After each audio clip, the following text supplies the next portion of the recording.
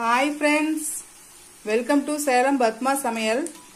இன்னைக்கு நம்ம என்ன பார்க்க போறோம்னா ஒரு ஸ்நாக்ஸ் வெரைட்டிஸ் பார்த்தீங்கன்னா கதம்ப வடை பார்க்க போறோம். கொஞ்சம் டிஃப்ரெண்ட் டேஸ்டா நல்லா இருக்கும். வாங்க போய் பார்க்கலாம்.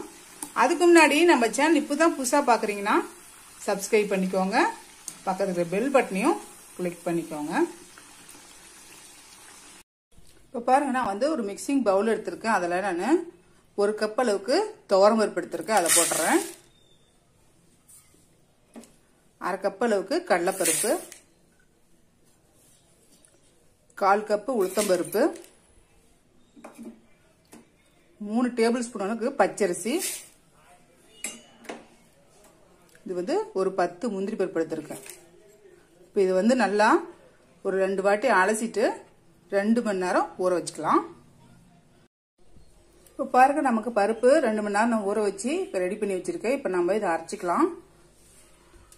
நான் ஒரு மிக்சி ஜார் எடுத்திருக்கேன். இப்போ இதில் நான் காரத்துக்கு ஒரு 7 வரமிளகாய் வச்சிருக்கேன். நீங்கள் உங்கள் காரத்துக்கு தகுந்த மாதிரி போட்டுக்கோங்க. ஒரு 1/4 மூடி அளவுக்கு தேங்காய் இந்த மாதிரி கீனி வச்சிருக்கேன். அதை போட்டுடலாம். அதுக்கப்புறம் ஒரு சின்ன துண்டு இஞ்சி, இப்போ தேவையான அளவுக்கு உப்பு போட்டுட்டு இது நான் கொஞ்சம் கொரகொரப்பாக அரைச்சி எடுத்துட்டு வந்துடுறேன். பாருங்க, இந்த அளவுக்கு நான் கொரகொரப்பாக அரைச்சிட்டு வந்துட்டேன். இப்போ இதில் நம்ம இந்த ஏற்கனவே ஊற வச்ச பருப்பை போட்டுடலாம்.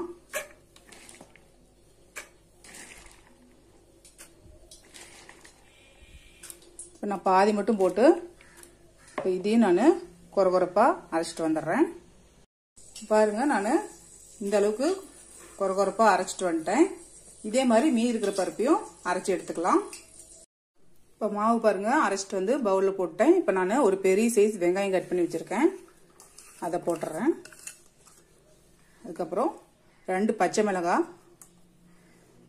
அதுக்கப்புறம் கொஞ்சமாக கருவேப்பிலை, கொத்தமல்லி கட் பண்ணி வச்சிருக்கேன். அதை போட்டுடலாம்.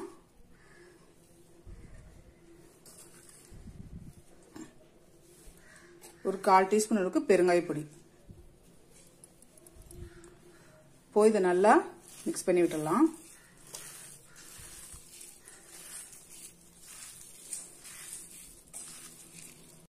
இப்போ பாருங்க, மாவு நமக்கு ரெடி ஆயிடுச்சு. இது வந்து கொஞ்சம் நல்லா இப்படி சன்னமாக போட்டால் நல்லா கிறிஸ்பாக கிடைக்கும். இந்த மாதிரி நம்ம தட்டி போட்டுக்கலாம். இப்போ பாருங்க, கடாயில் நான் எண்ணெய் ஊற்றி வச்சிருக்கேன். நான் இந்த மாதிரி பால் மாதிரி செஞ்சு இந்த மாதிரி ஒரு பிளாஸ்டிக் ஷீட்டில் வச்சு நான் தட்டிக்கிறேன். நீங்கள் இலையிலையோ இல்லை பட்டர் ஷீட் இருந்தால் கூட இந்த மாதிரி கொஞ்சம் நல்லா சன்னமாக தட்டிக்கோங்க. இப்போ போட்டுடலாம்.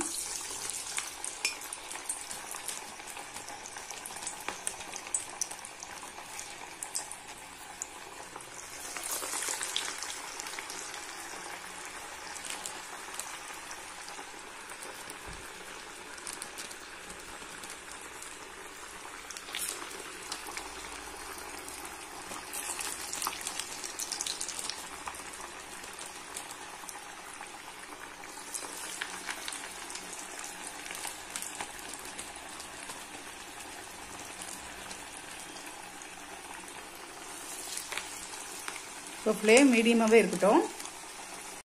இப்போ திருப்பி விட்டுக்கலாம்.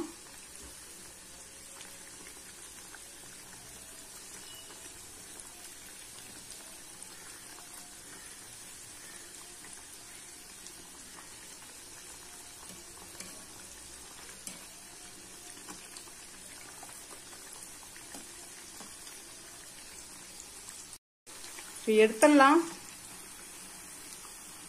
சூப்பரா நம்ம கதம்ப வடை ரெடிங்க. இந்த வீடியோ உங்களுக்கு பிடிச்சிருந்தாக்க லைக் பண்ணுங்க, ஷேர் பண்ணுங்க, கமெண்ட் பண்ணுங்க.